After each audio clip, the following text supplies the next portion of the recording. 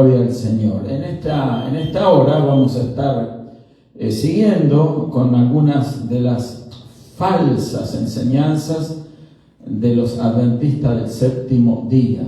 Ya hemos estado hablando, ¿verdad?, en reuniones anteriores acerca del sábado, si es el día de reposo o no.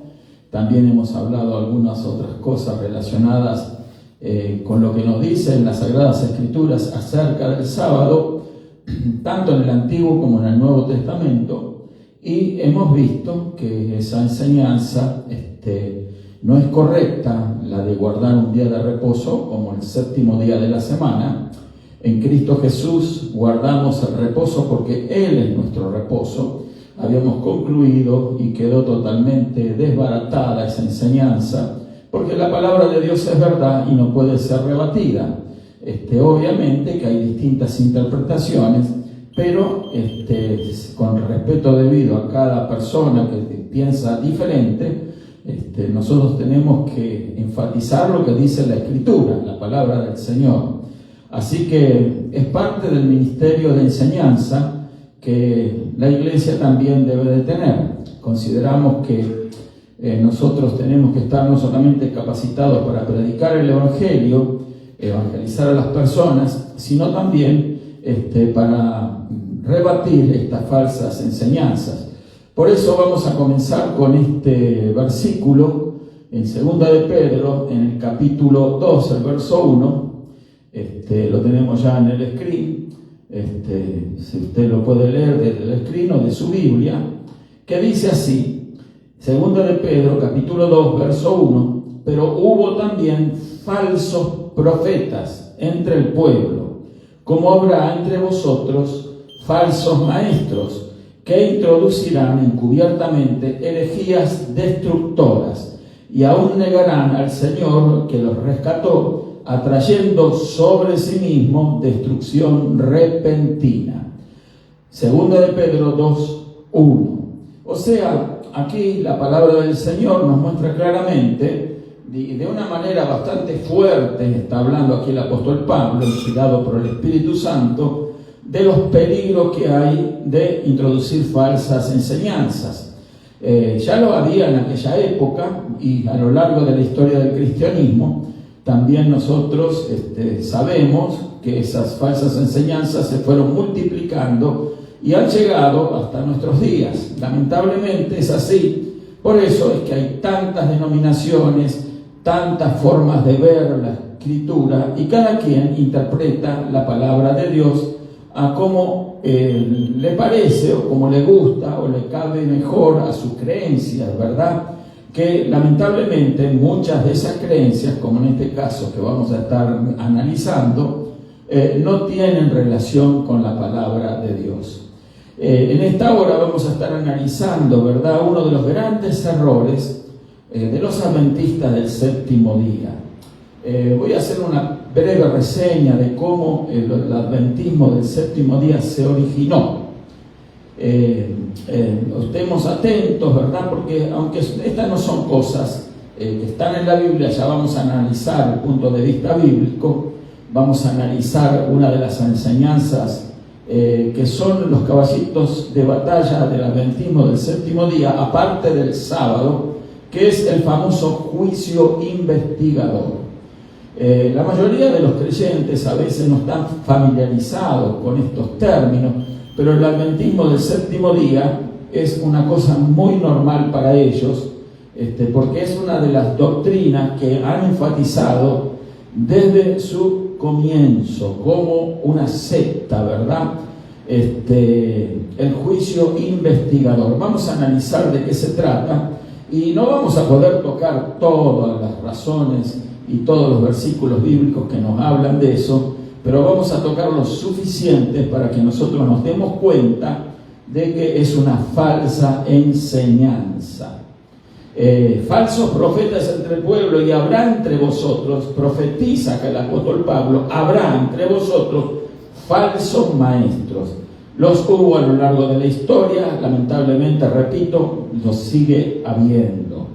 Así que la Iglesia Adventista del séptimo día comenzó basado en las enseñanzas de William Miller. Vamos a repetir el nombre para que se nos familiarice, que nos quede más en la mente. William Miller.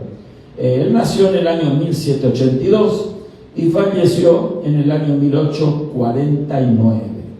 O sea, casi 2 siglos atrás, ¿sí? Fue el fallecimiento de este hombre. Él era un pastor bautista, y este pastor había hecho un estudio de las Escrituras, había analizado, ¿verdad?, las Escrituras. Él tenía pasión por la palabra de Dios y especialmente por las profecías bíblicas. Entonces, este pastor, ¿verdad?, cayó en cuenta del versículo que vamos a leer en Daniel capítulo 8. Vamos a estar mirando Daniel, el libro de Daniel, capítulo 8, y el verso 14, 8:14. Vamos a ver el versículo en el cual él se basó para hacer un cálculo profético acerca del regreso del Señor Jesucristo. De eso se trataba. Entonces, el verso 14 nos dice: y él dijo, hasta 2300 tardes y mañanas. Luego el santuario será purificado. A partir de este término, hasta 2300 tardes y mañanas, él elaboró, ¿verdad?, repito, un cálculo profético de que cuando se dicta una orden, un decreto para reconstruir la ciudad de Jerusalén, entonces a partir de ahí él contó 2300 tardes y mañanas, que serían 2300 días, lo que significaría en términos proféticos 2300 años. A partir de ahí cae en cuenta, según el cálculo de este pastor, de que la venida del Cristo sería aproximadamente o casi con certeza, da una fecha, 21 de marzo de 1843. 21 de marzo de 1843. El movimiento adventista no se llamaba el séptimo día, se le llamaba un movimiento adventista. Estaba integrado por distintos cristianos de distintas denominaciones, bautistas, metodistas, etcétera, de todo el espectro cristiano de los estados del norte, de aquí, de los Estados Unidos, desde Massachusetts, Nueva York, Michigan y, ¿por qué no, Illinois? Entonces, muchas congregaciones, mucha gente se había hecho eco de estos cálculos proféticos. En aquella época había un interés, quizás desmedido, ¿verdad?, acerca del tiempo del regreso del Señor Jesús. Un interés que siempre se ha mantenido aún hasta nuestros días. Ahora el tema es que, basado en este cálculo, entonces, él empezó a enseñar y a predicar en cruzadas evangelísticas, etc. Y esto más o menos lo hizo en el año 1820, alrededor de esa fecha. Y empezó él a predicar. Tenía un margen de más de 20 años, ¿verdad?, para estar enseñando estas cosas, estas profecías. Ahora el tema es que, llegada la fecha, o se aproximaba la fecha, entonces el movimiento adventista había crecido y era muy numeroso los seguidores de este hombre, de William Guillermo Miller, así era el nombre completo. Entonces, las personas que estaban allí integrando ese movimiento estaban totalmente convencidos de que este cálculo era correcto. El mismo Guillermo Miller también estaba totalmente creído y convencido de que el cálculo era correcto. Yo tengo que aclarar algo antes de seguir avanzando. Este pastor bautista era un hombre sincero. Él no quería, ¿verdad?, lucrar, ¿verdad?, con estas profecías, como lo hacen hoy en día muchos falsos profetas que ponen fechas, han puesto fechas y nada resultado, ¿verdad? Pero la idea de él era realmente observar la Escritura y, bueno, buscar, ¿verdad?, la verdad. Y él creyó que esa era la verdad. Y en base a eso se centró en su prédica en ese tipo de enseñanza. Y todo giraba alrededor de esa fecha. Ahora, ¿qué pasó? Los adventistas que eran seguidores de él. El término adventista significa que creían en el advenimiento de Jesucristo, ¿sí? No eran todavía sabatistas como hoy en día, creían en el advenimiento, de ahí el término adventista.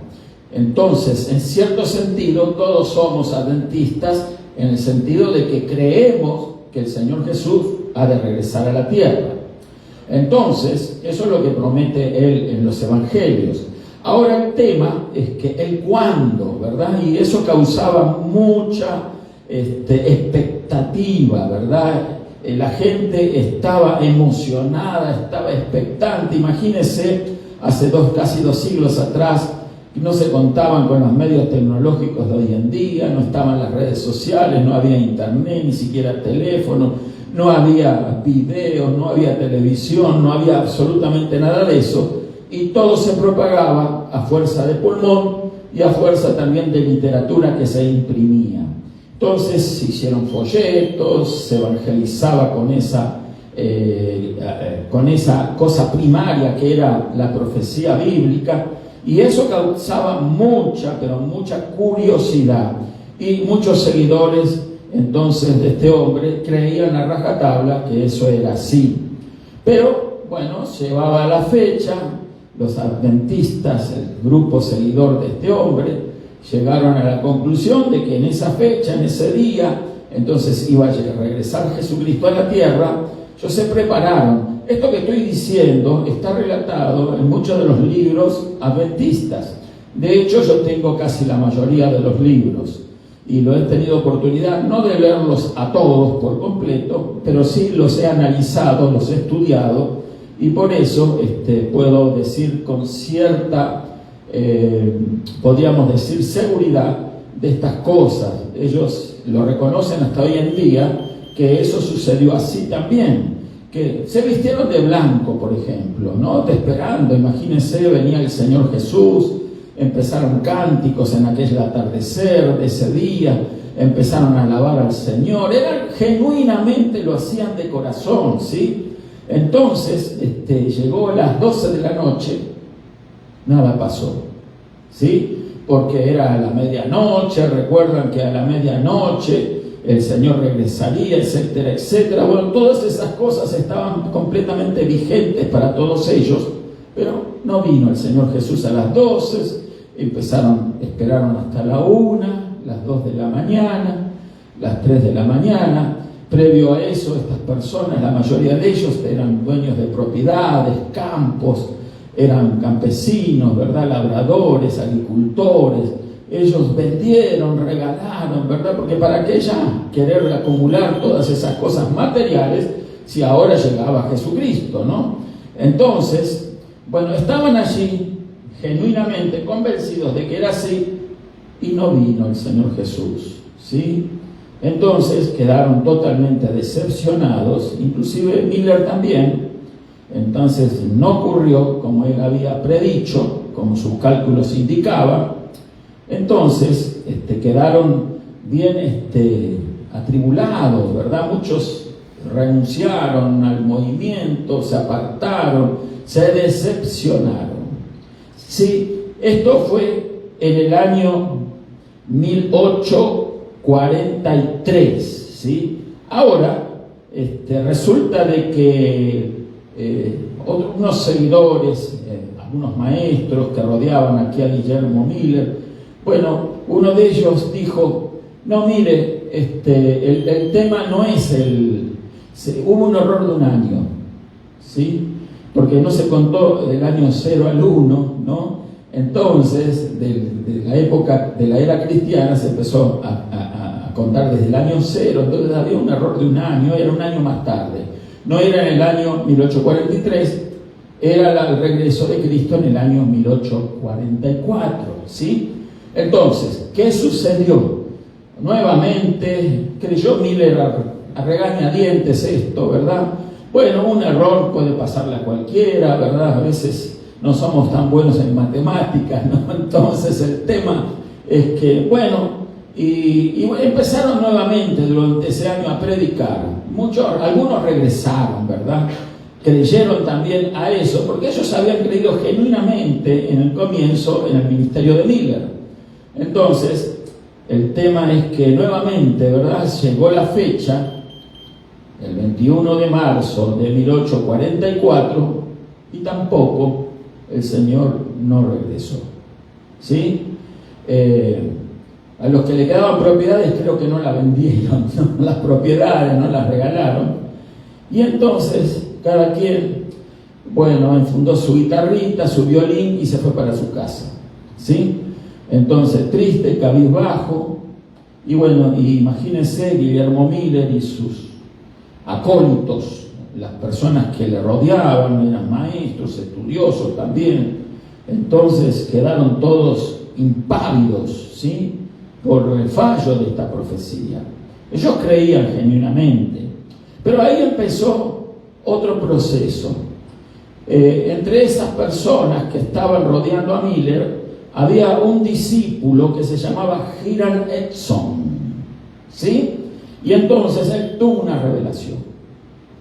En medio de esa incertidumbre, esa tribulación, él tiene una revelación divina, ¿sí? Y entonces él dice que en realidad Miller no se equivocó en cuanto a la fecha, en 1844, sino en cuanto al lugar del regreso, ¿sí? Entonces había que buscarle, ¿verdad?, la manera de enmendar ese error, ese cálculo, ¿verdad?, fallido. Entonces, dice la Escritura de que en realidad dijo que Cristo no había venido a la tierra en esa fecha, el 22 de octubre del 44, ya ahora la pasaron al 22 de octubre del 44, me olvidé de aclarar eso, y no había venido Jesús a la tierra. ¿Y dónde había ido entonces? Fue al santuario celestial, ¿sí? Entró en el santuario celestial, ¿sí? Todos sabemos que Moisés, para construir el tabernáculo, recibe una visión de parte de Dios y le muestra el santuario celestial. Creemos también en el santuario celestial. Yo creo que hay un santuario celestial, ¿sí? Ahora, Dios le dio instrucciones a Moisés de que así como estaba dispuesto el santuario celestial, él tenía que hacer una maqueta o un santuario chiquitito aquí en la tierra, llamado el tabernáculo, ¿sí? Y de ahí entonces le da instrucciones, le da medidas de acuerdo a esa visión. Entonces, lo que propuso este hombre, colaborador de Miller, dijo, no, Jesús no vino a la tierra, entró al santuario celestial. Ahí está el inconveniente. Por eso no lo hemos visto venir a la tierra. ¿Y qué fue a hacer al santuario celestial? Como Jesús es el sumo sacerdote, de acuerdo a lo que dice la carta a los Hebreos, entonces el adventismo o esas personas adventistas en ese momento creyeron a esta propuesta, esta enmienda, ¿sí?, de este hombre, de que en realidad era el santuario celestial. No era la tierra el regreso de Jesús, y que él estaba entrando al santuario celestial para purificarlo, así como hacía el sumo sacerdote en los tiempos del tabernáculo, que una vez al año entraba el sumo sacerdote a purificar el santuario de Dios aquí en la tierra, que era el tabernáculo, y entraba en el lugar santísimo, y eso fue a hacer Jesús ahora como sumo sacerdote allí a purificar. A todo este fallo, hermanos queridos, a todo este error, este cálculo equivocado, los adventistas le llamaron el gran chasco. Un chasco, ¿no? Algo que falló.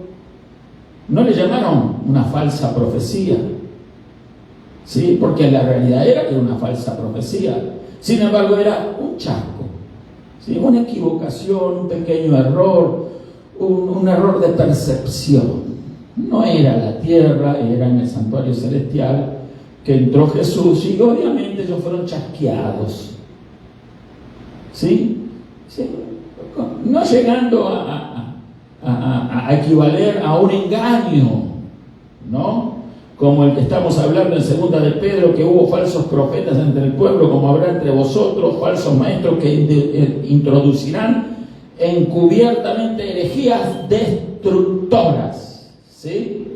Entonces, ya no era una herejía destructora, había quedado muchísima gente decepcionada, muchos habían perdido propiedades, dineros, habían perdido credibilidad. Imagínense la burla, el hazme reír para los vecinos, ¿verdad? ¿Cómo? ¿No te ibas a ir por el Señor y ahora estás aquí sin casa, sin campo, sin nada? Bueno, el gran chasco. Tengo que aclarar eso, porque esto también concuerda, no solamente los libros adventistas, que la mayoría de ellos son escritos por Helena Harmon de White, otro personaje que estaba también presente en ese otro acontecimiento, pero era muy joven todavía, y ella era profetisa. Sí, era profetisa. En ese entonces era muy joven, y ella tenía supuestamente dones espirituales. Ella creía en los dones, ¿sí?, espirituales. Entonces ella era una profeta. Bueno, pero todavía ella no tenía una voz de mando en el movimiento adventista en ese entonces, pero sí era respetada esta mujer por el supuesto ministerio profético que tenía. Ahora el tema es que Exxon descubre esta revelación, ¿verdad? Y se lo transmite a Miller y le dice: no, mire, pastor, en realidad el error no estuvo en que Jesús tomó una iniciativa de un movimiento. No vino a la tierra, pero entró al santuario celestial. ¿Y para qué entró al santuario celestial? Para hacer expiación por los pecados y para comenzar lo que el adventismo hasta el día de hoy llama el juicio investigativo. ¿Qué significa eso? Vamos a analizarlo brevemente. ¿Qué significa el juicio investigativo? Significa de que cuando entró en el santuario celestial, supuestamente Jesús iba a comenzar una investigación de todos aquellos que habían muerto, ¿sí?, en la fe, y entonces los que no tenían pecados perdonados o porque no se arrepintieron de sus pecados no iban a entrar al cielo. Cuando terminara ese juicio investigativo, ahí el Señor iba a dejar las vestiduras sacerdotales y ahí iba a regresar a la tierra. Tenía que concluir ese trabajo previo, ¿de acuerdo? A esta enmienda, esta componenda que intentaron estos hombres para no ser avergonzados. ¿Me explico? Entonces, Miller analizó la propuesta y dijo: no, eso no es así. Miller no creyó a eso. ¿Y qué hizo Miller? Se retiró. ¿Sí? Y quedaron estos con su idea, con su nueva revelación, con el juicio investigativo. Por eso, este famoso juicio investigativo sigue diciendo hasta el día de hoy, lo siguen proponiendo los adventistas, lo enseñan, y muchos de los adventistas nominales, ¿verdad?, que como los hay en todas las iglesias, ni entienden lo que significa ese juicio investigativo, ni nunca se han ocupado de analizar, de ver con las escrituras si eso realmente puede ser así. Entonces, pero quedó como una doctrina base del adventismo, porque la realidad es que a partir de ahí, ese juicio investigativo hace que el Señor Jesús todavía, escuche, todavía casi 200 años pasó de eso, pero que todavía está investigando. Es curioso, ¿verdad? Y hasta gracioso, cómico diría, ¿no? Que Jesús todavía él se está tomando todo ese tiempo porque está revisando tantos libros, ¿no? Entonces está mirando los libros, está haciendo contaduría, ¿verdad? ¿Qué pecados? ¿Qué no? ¿Quién pecó? ¿Quién no pecó? ¿Quién confesó? ¿Quién no se arrepintió? Bueno, Jesús está haciendo ese trabajo de contador allí en el cielo, ¿sí? Entonces, Y ellos creen que cuando él termine ese juicio investigativo, esa investigación celestial, entonces ahí va a regresar Jesús aquí a la tierra. Entonces, ahora, supuestamente, hasta ahora no regresó Jesús a la tierra, es señal de que él sigue investigando, ¿sí? Está revisando libros, está viendo de aquellos que murieron antes. Imagínense cuántos han muerto en 200 años aparte, ¿no? ¿Sí? Entonces, ¿qué garantía de salvación tienen esas personas? ¿Sí? Que el juicio investigativo comenzó y resulta de que murieron adventistas y muchas personas y bueno, ¿y será que entraron o no entraron en esa contaduría? ¿Sí? Toda una especulación, ¿verdad? Que es difícil de creer, muy difícil de creer, pero lamentablemente nuestros amigos adventistas, le digo amigos porque hay gente buena ahí, pecan de inocentes, ¿sí? Entonces, hay gente buena, yo conozco adventistas, buenas personas, tienen deseo de servir a Dios, de hacer las cosas bien, de guardar los mandamientos de Dios, etcétera, tal como guardar el sábado, porque también había uno de los seguidores de Miller que guardaba el sábado, entonces se formó ahí con esa doctrina del juicio investigativo, más el sábado, más los dones proféticos de Elena de White. Elena Harmon luego se casó con White, por eso Elena Harmon de White. Entonces, formaron el movimiento adventista del séptimo día. Ahora era un movimiento sabatista. Y creía en este juicio investigativo y creía en estas cosas que no cree nadie. Y lo más tremendo, hermanos queridos, yo he tenido oportunidad de hablar con pastores adventistas, con personas adventistas, pero ellos cuando hablan de estas cosas, y yo los he hablado de estas cosas, los he confrontado, y entonces ellos dicen, hasta con orgullo religioso, de que ellos son los únicos que tienen esta doctrina distintiva. Pero claro, es un invento único. Ninguno de los apóstoles, ninguno de los padres de la iglesia, ni a lo largo de la historia de la iglesia, ha tenido esta ínfula profética de creer a esta mentira, a este chasco, a este engaño, ¿sí? Al que han sometido a muchísimas personas que van a saber por qué razón no han investigado bien el tema.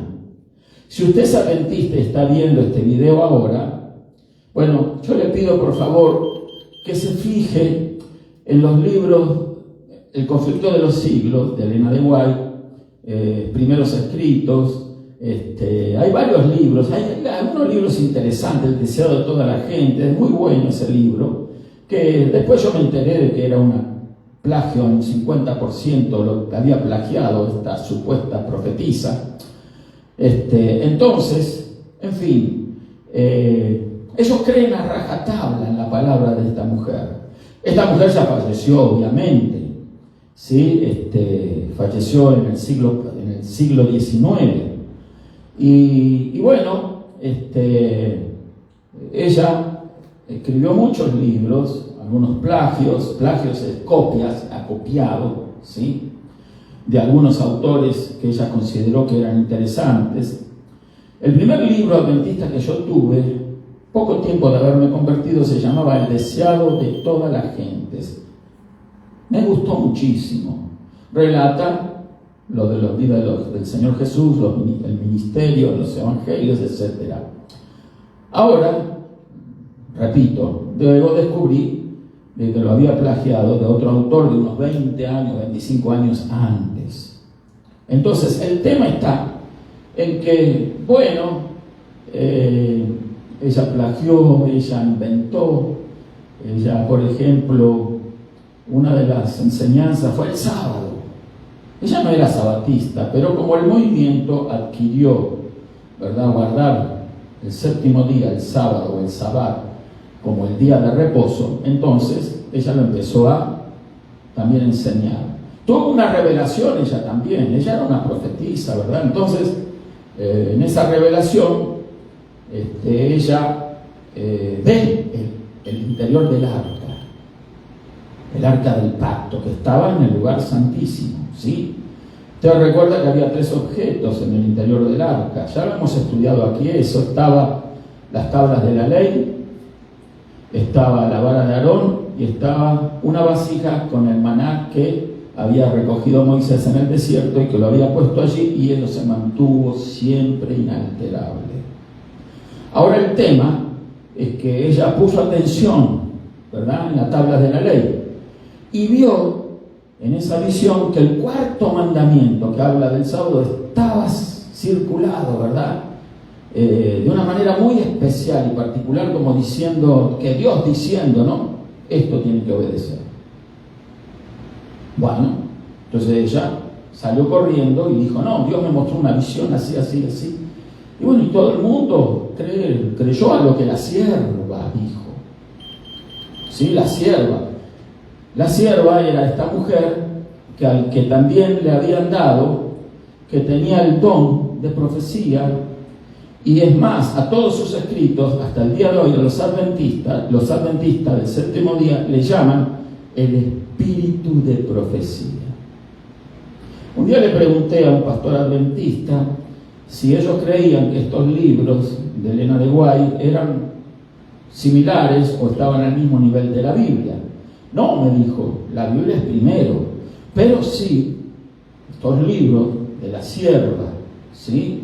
El espíritu de profecía, así dijo, son libros muy importantes y que ellos citan en sus enseñanzas, en sus prédicas, hasta el día de hoy.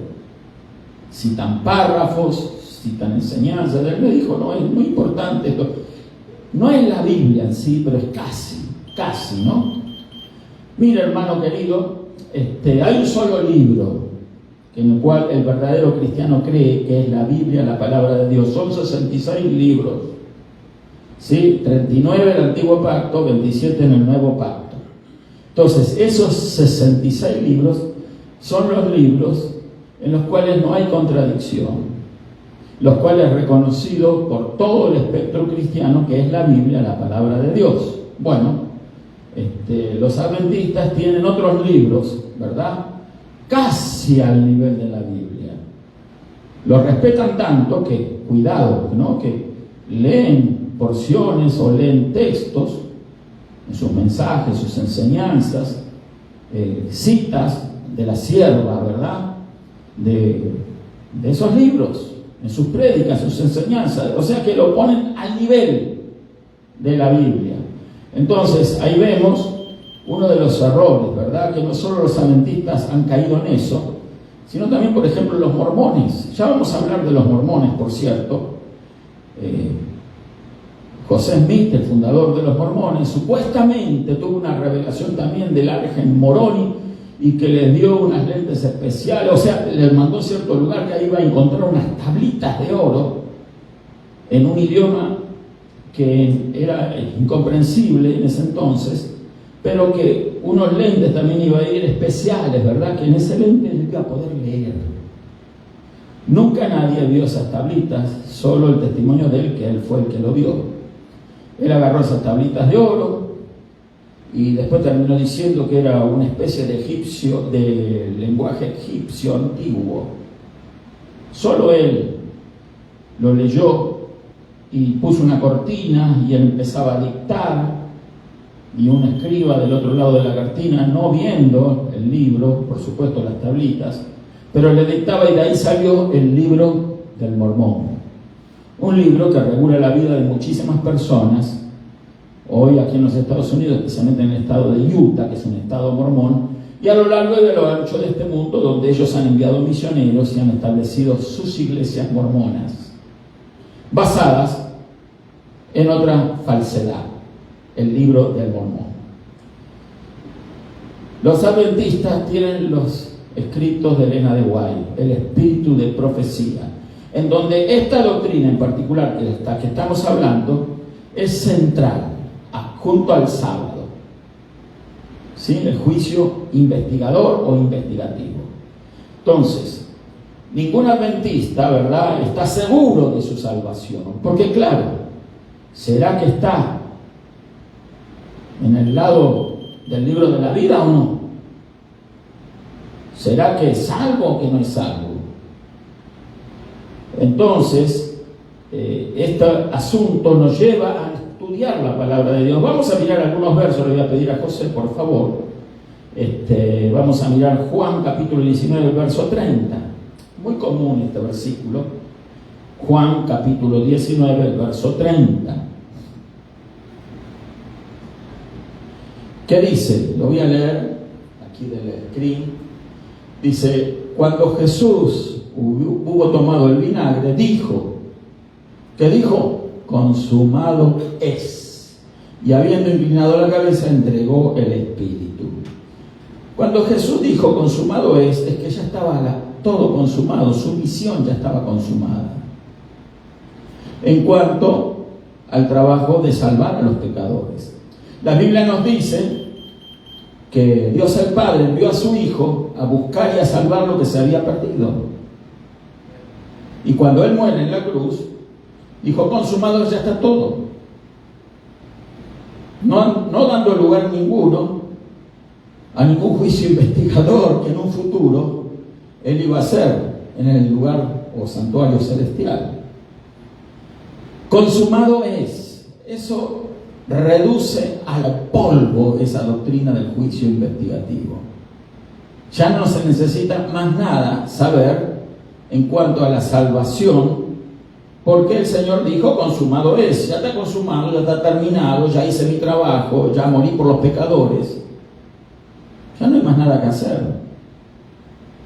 Nadie puede agregarle un ápice a lo que Él hizo, absolutamente nada. Entonces, la palabra de Dios nos dice que el trabajo de expiación de Cristo fue totalmente concluido en la cruz. Consumado es. Entonces, Hebreos capítulo 10, vamos a ver otro verso, el verso 11 hasta el 14. Hebreos capítulo 10, el verso 11 al 14. Espero no haberme equivocado con los versos acá, como la otra vez, ¿no? Con los versículos. Entonces, vamos a usar el anteojo. Capítulo 10, del 11 al 14, dice: y ciertamente todo sacerdote está día tras día ministrando y ofreciendo muchas veces los mismos sacrificios que nunca pueden quitar los pecados. ¿De quién está hablando aquí el escritor de los Hebreos? Del sacerdocio levítico. Los sacerdotes que ministraban en el lugar santo. Día tras día ofrecían sacrificios. Recuerden que era un sacrificio a las 9 de la mañana, otro a las 3 de la tarde, eso todos los días del año. ¿Sí? Pero nunca podían quitar los pecados, solamente los ocultaba. ¿Por qué? Porque era un prototipo de lo que el Señor Jesús iba a hacer. ¿Por qué? Porque esos animalitos que morían en esos sacrificios no tenía su sangre el poder de quitar pecados. La única sangre que puede limpiar, quitar el pecado es la sangre del Señor Jesús. Y el verso 12 dice: pero Cristo, habiendo ofrecido una vez para siempre un solo sacrificio por los pecados, se ha sentado a la diestra de Dios. ¿En dónde se sentó Cristo? A la diestra de Dios. ¿Sí? Seguimos. O sea, sentado, tranquilo, no anda revisando ningún libro ahí arriba, ¿sí? El verso 13, de ahí en adelante, esperando hasta que sus enemigos sean puestos por estrado de sus pies. Él no está esperando a ver quién se arrepintió, quién no se arrepintió, si el adventista de esta época o el actual, bueno, se arrepintió verdaderamente, bueno, entonces si no, le doy un plumazo y queda fuera, lo borraré. ¿Sí? Lo borraré. Entonces, no. El verso 14 dice: porque con una sola ofrenda, escuche, hizo perfectos para siempre ¿a quién? a los santificados. Una sola ofrenda. ¿Cuántas veces murió Cristo? Una sola vez. La Iglesia Católica, bueno, cada misa que ellos realizan, esa misa, ¿sabe lo que significa la misa? Un sacrificio que se hace, y ellos consideran que es un sacrificio incruento, así le llaman. ¿Sí? Pero lo que están haciendo, repitiendo ese sacrificio de Cristo cada vez que realizan una misa. Y Jesús fue una sola vez ofrecido, ¿verdad? Hizo perfectos con una sola ofrenda, Él mismo, perfectos para siempre a los santificados. O sea que los que enseñan los adventistas están en contra de lo que dice el libro de los Hebreos. Jesús consumó su labor de expiación. ¿En dónde? ¿En el santuario celestial? No, en el Calvario. ¿Sí? Entonces eso está por tierra, todavía sepulta más esta doctrina mentirosa. ¿Sí? Amigo, amiga adventista que estás viendo el video, analiza este punto porque su salvación está en juego. Creer a la mentira, creer el error tiene consecuencias. Nosotros tenemos que creer solamente en Cristo. Y creer a un invento de este tipo, entonces es poner en riesgo verdaderamente ahí la salvación. Tenemos que creer a la palabra de Dios.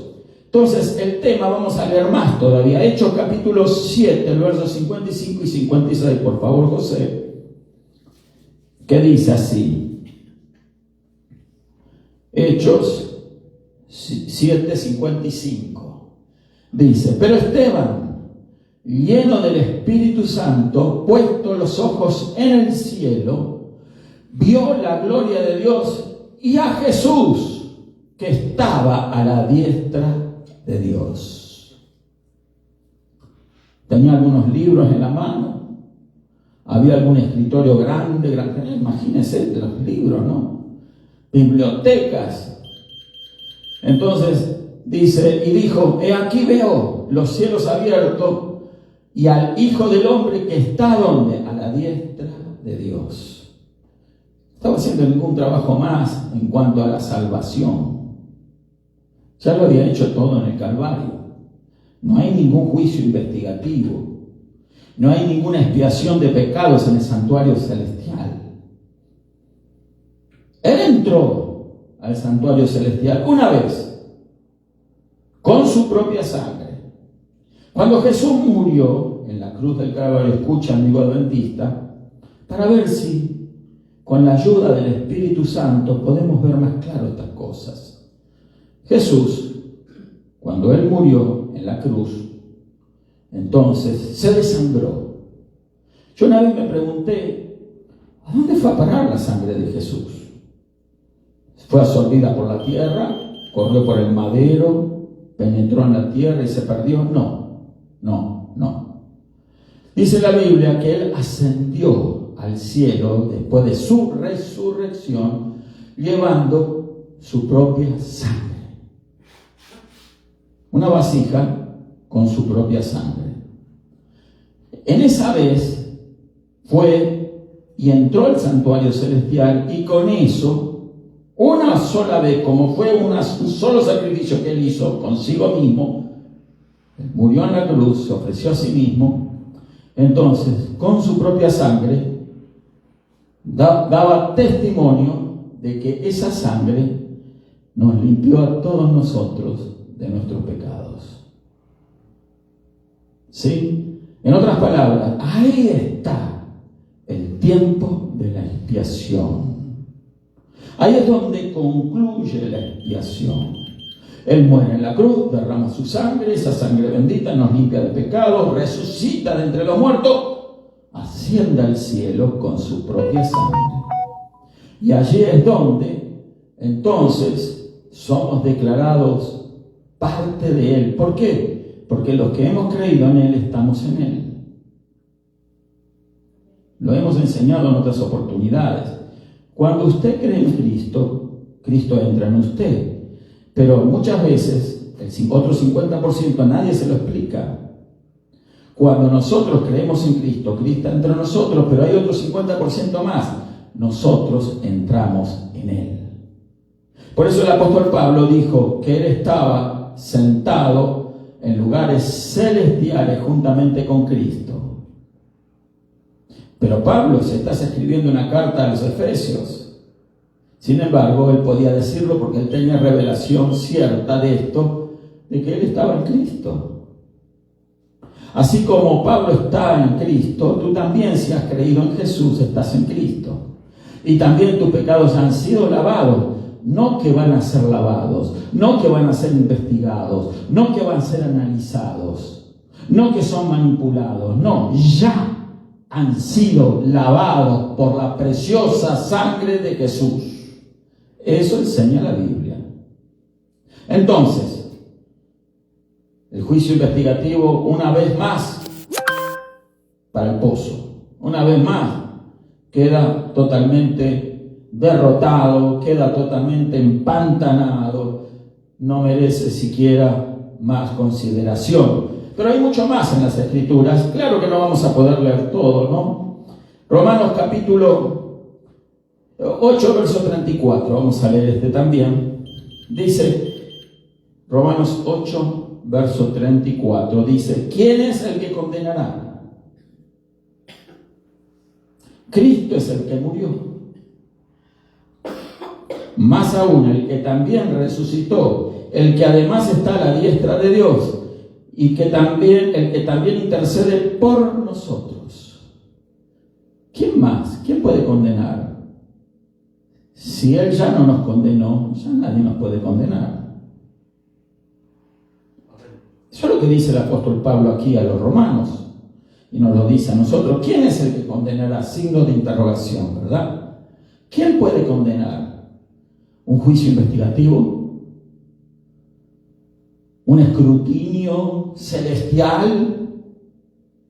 Miremos los libros, veremos. No, ¿quién es el que condenará? Cristo es el que murió, es garantía de salvación, que Él murió por ti, por mí. Ya nuestros pecados han sido lavados, ya nuestra culpa ha sido perdonada. ¿Por qué? Porque Jesús murió por nosotros, murió en nuestro lugar. Entonces, otra cosa más que el adventismo no puede refutar. Pero bueno, seguimos adelante. Vamos a leer 1 de Pedro 3:22. Tenemos varios versículos, ¿verdad? No quiero cansarlos con tantos versos, pero para beneficio de los amigos adventistas que pudieran estar viendo, lo van a ver más tarde. 1 de Pedro 3:22 dice, quien habiendo subido al cielo, hablando de Jesús obviamente, el único que subió al cielo, está a la diestra de Dios y a Él están sujetos ángeles, autoridades y potestades. ¿Quién subió al cielo? Jesús. ¿Y está a la diestra de quién? De Dios, el Padre. Él no anda revisando libros.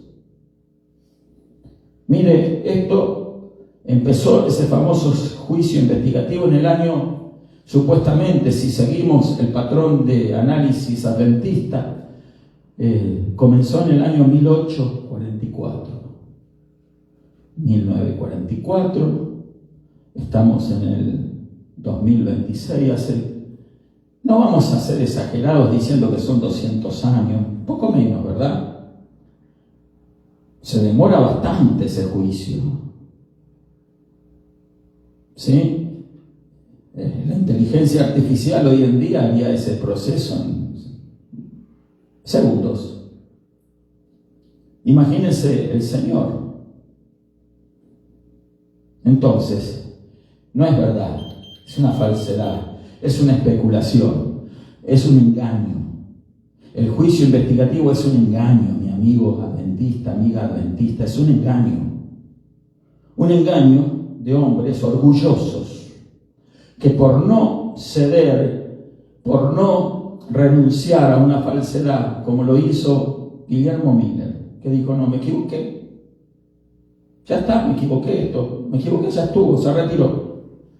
No se hizo adventista del séptimo día él, en lo absoluto. Deberían los adventistas seguir ese ejemplo de Guillermo Miller. Era realmente un siervo de Dios. Se equivocó, como nos podemos equivocar todos, pero asumió su equivocación, su error. Y dijo, no, me equivoqué, ya está. No, pero fíjese que no estaba equivocado usted, en realidad Jesús entró allá en el santuario celestial. No, yo no puedo creer eso. Porque él era un hombre que conocía la Escritura.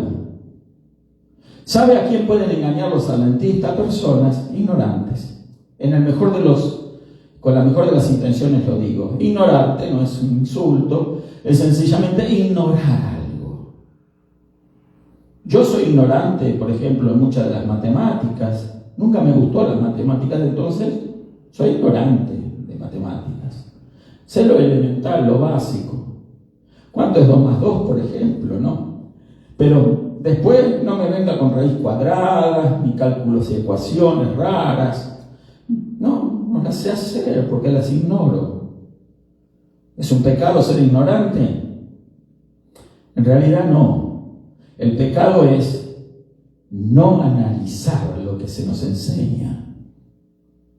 Por eso, el apóstol Pablo, hemos leído al comienzo, de que surgirían falsos profetas, hombres soberbios, orgullosos, que quieren salirse con la suya. ¿Sí? Decir, esto es así, porque yo lo dije y yo no voy a ceder. Y también la gente de bien tiene que creer lo que yo creo. No es así. En definitiva, es el Espíritu Santo el que nos convence del error. Pero si el Espíritu Santo no pudo convencer a estas personas, ¿usted cree que el Espíritu Santo se quedó cruzado de brazos? Viendo como estos falsos profetas, falsos maestros, engañadores, hombres perversos, porque manipularon a las personas, viendo esa actitud mala, dañina de estas personas, el Espíritu Santo no intentó hacer nada. Claro, pero si uno no le da lugar al Espíritu Santo, Él no puede hacer nada. Él no va a invadir, no somos robots para que nos programe Dios y responder como Él quiere. Dios nos ha dado el libre albedrío donde podemos escoger qué creer. Estas personas, con malicia, prefirieron escudarse en una falsa profecía para ocultar su desmedido orgullo, soberbia, y no dar el brazo a torcer en eso, porque nada hubiese ocurrido. Bueno, nos equivocamos. La gente aplaudiría, se aplaude al que se equivocó, ¿verdad? Al que pide perdón, al que se corrige. Si de eso se trata, si nadie nace sabio, nadie nace sabio, ¿sí? La sabiduría es algo que Dios nos va alcanzando, nos va dando, en la medida que nosotros también nos proponemos alcanzar la sabiduría, pedirla y, ¿por qué no?, buscar los recursos que básicamente están en la palabra de Dios. Ahí están los recursos de la sabiduría. Dios es sabiduría. Ahora el tema es que negar eso, entonces, es una muestra de soberbia, de pensar o creer de que no, hay que buscar enmendar, arreglar, emparchar. ¿Qué doctrina, verdad? Es como que usted haga un pantalón, se le rompió, se le hizo un 7, se dice así, ¿no? En el pantalón, y usted hizo un remiendo ahí. Bueno, hoy está de moda esas cosas, ¿no? Pero bueno, hizo un remiendo. Yo me acuerdo que cuando yo era chico, andar con un pantalón remendado, ¿verdad? Era algo humillante. ¿Sí? Se surcía. Se trataba a las madres en la ropa de los niños cuando se era pobre uno, de arreglarlo de la mejor manera para que quede lo mejor posible, para que los demás no vean el surcido, el remiendo. Pero este parche es un remiendo claro, visible. Es algo tonto. Y más tonto es creerlo. Pero bueno, vamos a mirar la Escritura, que es la verdadera, ¿verdad? Entonces, vamos a mirar otro verso en Hebreos capítulo 9, verso 11 al 12. Gloria a Dios. Pasa la hora, ¿eh? Dice, pero estando ya presente Cristo, sumo sacerdote de los bienes venideros, por el más amplio y más perfecto tabernáculo, no hecho de manos, es decir, no de esta creación, y no por sangre de machos cabríos ni de becerros, sino por su propia sangre, entró una vez para siempre en el lugar santísimo, habiendo obtenido eterna redención. ¿Qué obtuvo Cristo? Eterna redención. ¿Para él mismo? No, para nosotros. Para nosotros. Él no necesitaba ser redimido por él mismo. Era santo, no tenía ningún pecado propio. Él asumió nuestros pecados, murió por nuestros pecados. Entonces, los que tenemos eterna redención somos nosotros. Si Él ya entró al lugar santísimo una vez, una sola vez y para siempre, entonces es falso que Él está allí contando algo, que Él está investigando vida y obra suya. Por favor, no tenga temor, amigo adventista. No tenga miedo. El miedo no es de Dios. Si a usted lo han manipulado con miedo, quiero decirle que detrás de ese miedo, de ese temor, no está el Espíritu de Dios. Está el espíritu del enemigo. Él es el que siembra el terror, el que siembra el miedo a las almas de los hombres. Entonces, cuando una persona tiene miedo, tiene terror, es más manipulable. ¿Sabía usted eso? Por eso estas sectas trabajan con el miedo de las personas. De una manera sutil van sembrando. Fíjate que tú todavía no sabemos. Tienes que hacer buena letra, ¿ok? Yo no digo que no hay que hacer buena letra, hay que hacerla. Pero yo no hago la buena letra para ser salvo, No. Jesús ya me salvó. Yo hago buena letra en mi vida por la razón de que ahora mi vida ha cambiado. Tengo una nueva naturaleza en Cristo. Entonces, puedo equivocarme, claro. Pero la Biblia dice, hijitos, alguno hubiere pecado, la sangre de Jesús nos limpia de todo pecado. Confesamos nuestros pecados, nos arrepentimos y entonces la sangre de Jesús nos limpia. Porque ¿quién está exceptuado de no pecar? Claro que pecamos, pero es la sangre de Jesús la que nos limpia de pecado. Mi salvación está en Cristo, no en mí. Nada de lo que yo haga me va a salvar, Eso es un error. Así manipulan muchos a las personas. Tú tienes que hacer lo que te decimos acá. Tú tienes que creer en este juicio investigativo. Porque si no crees en el juicio investigativo, ya estás en el horno. Entonces, si no crees en el juicio investigativo, no crees en el Sabbat, de guardar el séptimo día, en fin, distintas cosas, ¿verdad?, que ellos tienen para manipular y controlar a su feligresía, sus miembros, las personas que están allí. Y repito, personas buenas, pero con poco seso para leer la Escritura. Entonces, no una mente abierta, sino una mente, ¿verdad?, ya supeditada, ya dominada, ya sumisa a lo que sus líderes religiosos le dictan. Estos líderes religiosos probablemente también han sido influidos de la misma manera, han sido formateados con el mismo software. Y hoy en día ellos están reproduciendo eso a escala mayor. Entonces, cada persona nueva en el adventismo tiene que bautizarse según los códigos adventistas. ¿Sabía usted eso? Tienen que hacer un juramento donde hay 10 puntos que tienen que ellos pronunciar y decir. Y una de esas cosas es: creo en la iglesia adventista, creo en los escritos del espíritu de profecía, entre otras tantas cosas. Creo en guardar el sábado. Después ahí lo bautizan. Ahora sí, ahora ya cumpliste, pero aún así todavía te falta algo. Tienes que pasar el juicio investigativo. Así que cuidado, cuidado. Cuidado, porque allá está el Señor mirando tu nombre, mirando los libros, y de repente, bueno, vayan a saber qué puede pasar contigo. Yo no te condeno.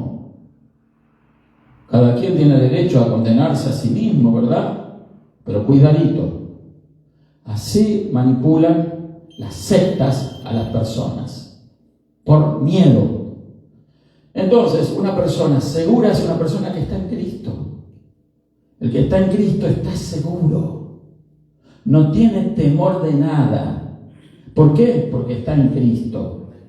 Vamos a mirar otro. Bueno, hay muchos más versos, ¿verdad? Porque un error, ¿qué pasa? Va a engendrar otro error. Las personas, ¿verdad?, que cometen un error, entonces, y no son humildes, entonces dice, bueno, tengo que tapar este error ¿con qué? Bueno, vamos a inventar otra cosa. Y es lo que hicieron ellos, sus líderes, ¿verdad? Otro error. Si está incompleta la expiación, como se propone en el juicio investigativo, ¿quién puede estar seguro de su salvación? ¿Sí?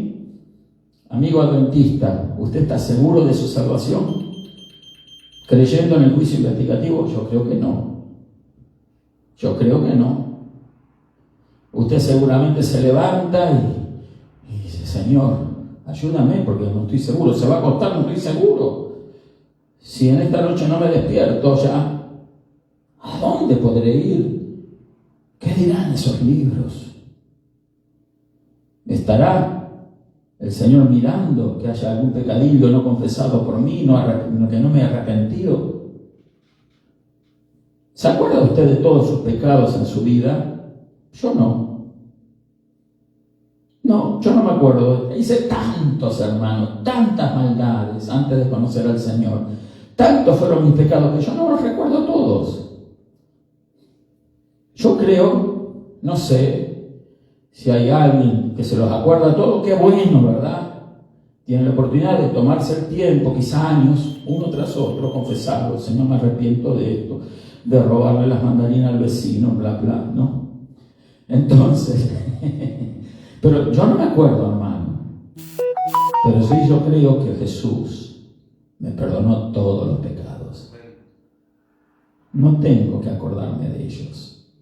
No tengo que arrepentirme ya de ellos, porque ya me arrepentí de mi naturaleza caída. Le pedí perdón al Señor por todas las cosas. Mi naturaleza caída es como la naturaleza de aquel que no se puede arrepentir nunca. Por ahí se arrepiente y dice, sí, me arrepiento, no lo voy a hacer más. Y al otro día hace lo mismo. Es como el cerdo, que aunque usted lo bañe, lo limpie, ¿verdad? Va a haber un chiquero y va y se mete, se ensucia todo de vuelta. Porque es su naturaleza, así es el pecador. Así es el hombre, la mujer, pecador, pecadora. Se va a volver a enchastrar en el barro.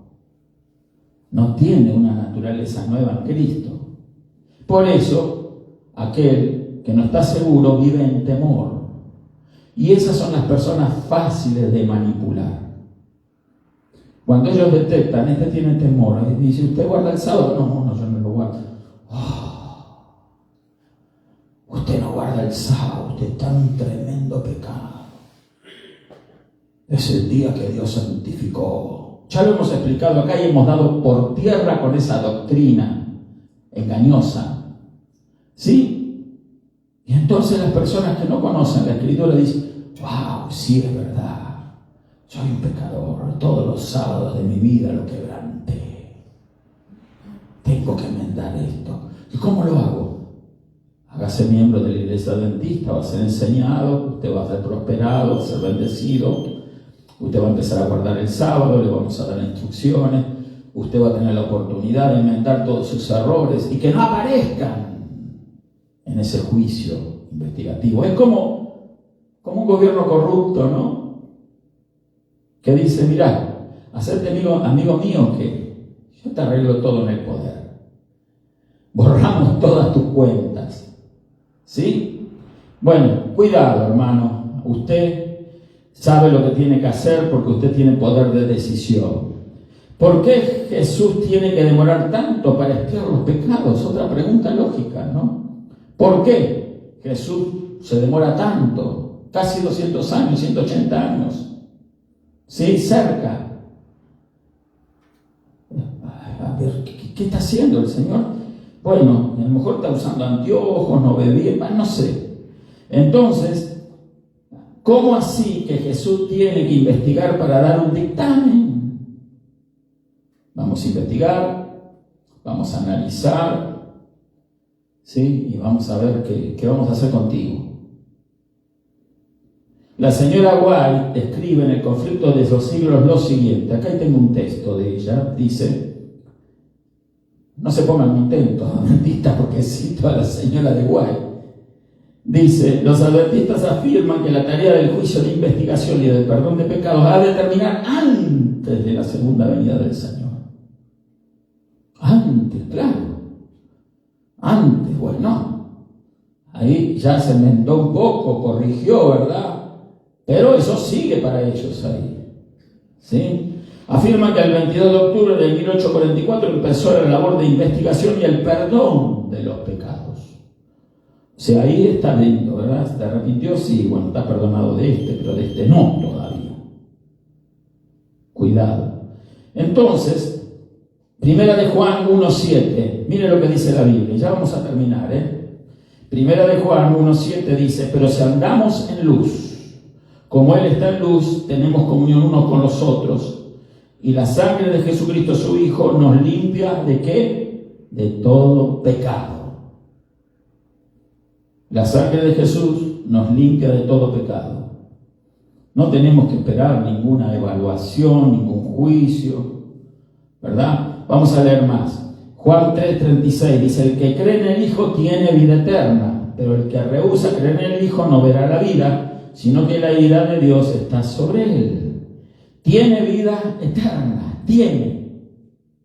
tenemos vida eterna, presente, ya, ahora, no dice tendremos vida eterna. El que cree esta palabra ya tiene vida eterna. Hay que analizar los tiempos verbales que nos muestran las Escrituras. El que creyere en el Señor Jesucristo, dice, repito, tiene vida eterna. Tiene vida eterna. Ya la tenemos. No que un día la vamos a obtener. No que un día sí, vamos a ver, quizás. No, ya. Ahora. Usted, creyendo lo que la Biblia enseña, no los libros del Espíritu de Profecía de Elena de White, no lo que la Biblia enseña, si usted cree en Jesucristo, tiene vida eterna. ¿Qué tiene usted? Vida eterna. Ahora, ya. No tiene que esperar la finalización de ese juicio. Un juicio que no existe, que solo está en la cabeza de los manipuladores. Comprendamos, por favor. Entonces, qué importante es conocer la Escritura. Dice, la Escritura dice que ahora, Romanos 8:1, vamos a buscarlo. Yo lo voy a leer aquí, lo tengo anotado. Ahora, pues, ninguna condenación hay para los que están en Cristo Jesús, los que no andan conforme a la carne, sino conforme al Espíritu. Ninguna condenación hay para los que están en Cristo Jesús. ¿Está usted en Cristo Jesús? Ninguna condenación hay. Eso dice la Biblia, no lo digo yo. Le repito el verso. Dice Romanos 8:1. Ahora pues ninguna condenación hay para los que están en Cristo Jesús, los que no andan conforme a la carne, sino conforme al Espíritu. Obviamente, si le damos lugar a la carne, entonces estamos caminando mal. Le damos lugar a nuestras bajas inclinaciones, bajas pasiones. Eso no va a entrar al cielo. Entonces, nosotros tenemos que creer a lo que la Escritura dice, no lo que nos dice el libro del Espíritu de Profecía de cualquiera, ¿verdad? Entonces, Primera de Juan, capítulo 5, el verso 10 al 12, y ya terminamos, dice, el que cree en el Hijo de Dios tiene el testimonio en sí mismo. El que no cree a Dios le ha hecho mentiroso porque no ha creído en el testimonio que Dios ha dado acerca de su Hijo. Y este es el testimonio, que Dios nos ha dado vida eterna y esta vida está en su Hijo. El que tiene al Hijo tiene la vida. El que tiene al Hijo tiene la vida. El que no tiene al Hijo de Dios no tiene la vida. Dios quiere realmente que nosotros sepamos que somos salvos si creemos en el Hijo de Dios. Así que, hermano querido, amigo adventista, cuestione todas estas cosas que a la luz de la Biblia dan por tierra con ese famoso juicio investigativo, investigador, que a fuerza, ¿verdad?, de literatura, libros, de repetir, ¿verdad?, como un lorito, sábado tras sábado, enseñanza tras enseñanza, el sabbat, el juicio investigativo, las personas, ¿verdad?, creen. Terminan creyendo, porque no ponen a prueba lo que creen. No ponen a prueba con la palabra de Dios. Usted, hermano, amigo, amiga, tiene que estudiar la Biblia. Todos tenemos que estudiar la Biblia. Yo no paro un día de estudiar la Biblia. Cada día voy a encontrar algo que tengo que aprender. Hay que estudiar la palabra de Dios. ¿Por qué? Porque Dios es inagotable y su palabra también. Entonces, si usted está seguro de su salvación, abandone esas doctrinas. No crea más en eso. Abandone esas denominaciones mentirosas. Salga corriendo de allí, porque están manipulando su vida, la de su familia, la de sus hijos. Todo está siendo manipulado por estas personas, por esta doctrina, por esta enseñanza. Y los adventistas del séptimo día, ¿saben qué se hacen llamar? Cristianos. Una denominación más cristiana. Falso. Esto no es cristianismo. Eso es un legalismo total. Creer de que por guardar el sábado se es salvo. Entre otras cosas, creo que no la dije eso en la cuestión del sábado. Ellos creen que la marca, escuche, la marca de la bestia final va a ser no guardar el séptimo día, el sábado. Y entonces ellos iban a ser salvos, porque ellos están guardando el sábado. Así que vamos a dejar esto aquí. Vamos a orar con nuestros amigos adventistas y de otras sectas, ¿verdad?, que lamentablemente no se toman el tiempo, no tienen el valor, a lo mejor no quieren renunciar a sus amistades. Porque hay otra gente que son sus amiguitos, se han acostumbrado a comer juntos, a salir juntos, a cantar en el coro juntos, ¿verdad? Y piensan que una vida sin ese incentivo de ese círculo, ¿verdad?, adventista, no tendría sentido para ellos ya. No, Cristo es inagotable. Si tú piensas eso es porque no has conocido al Señor Jesús todavía. Eres solamente un convencido de que Jesús es la verdad, pero no has creído a plenitud en esa verdad. Por eso estás encadenado en una secta, encadenada. Por eso estas doctrinas dominan y controlan tu alma. Es hora de romper con el error. Toma valor en el nombre de Jesús. Habla estas cosas. Toma nota de los versículos. Si necesitas ayuda, yo estoy dispuesto a hacerlo. Escríbeme. Con todo el amor del mundo voy a darte más material. Hay mucho más. Ejemplos, textos bíblicos, argumentos que van en contra no solo del juicio investigativo, sino del sabbat, de la inmortalidad o el amor. Ellos dicen que el alma no existe, los adventistas, al igual que los testigos de Jehová. Usted sabe, hay otra de las cosas que vamos a ver más adelante. El adventismo cree que el arcángel Miguel es Jesús. ¿Sabía usted eso? Bueno, hasta el día de hoy lo siguen creyendo. Pero bueno, fue una de las enseñanzas de la sierva, ¿no? Elena Harmon de White, y que ellos tienen que creer para no ofender la memoria de esta sierva profeta, ¿verdad? Pero bueno, vamos a orar en esto. Vamos a orar por los adventistas del séptimo día. Vamos a orar por todas las personas que no tienen una fe segura en Cristo. Vamos a decirle: Señor Jesús, te doy gracias por tu amor y tu misericordia. Gracias por la salvación tan grande que nos has dado. Gracias porque has enviado a tu Hijo, a Jesús, Señor, a morir por nosotros. Él se ha hecho carne, abandonó la gloria que Él tenía junto a ti desde la eternidad, Señor. Se ha hecho carne, se ha hecho hombre como nosotros, sin pecado. Y allí, Señor, pagó por nuestros pecados en esa cruz. Para eso lo enviaste. Pero fue sepultado, muerto y resucitó al tercer día, Señor. Y hoy en día nosotros tenemos vida y vida eterna por lo que Él hizo a nuestro favor. Creemos en eso y Él está sentado, Señor, a tu diestra, tal como lo vio Esteban, tal como lo hemos citado en las Escrituras, y no está mirando ningún libro. No está haciendo ningún juicio. Ya estamos nosotros en Él. Gracias, Padre, bendice a nuestros amigos adventistas para que experimenten la verdadera salvación en Cristo. Si hay enfermos, tócales en el nombre de Jesús. Enviamos una palabra de fe y decimos que estás libre de la enfermedad, libre en el nombre de Jesús, porque por la llaga de Jesús fuimos nosotros curados. Gracias te damos por todas las cosas. Amén y amén. Gloria a Dios. Dios les bendiga, queridos hermanos, amigos que nos están viendo.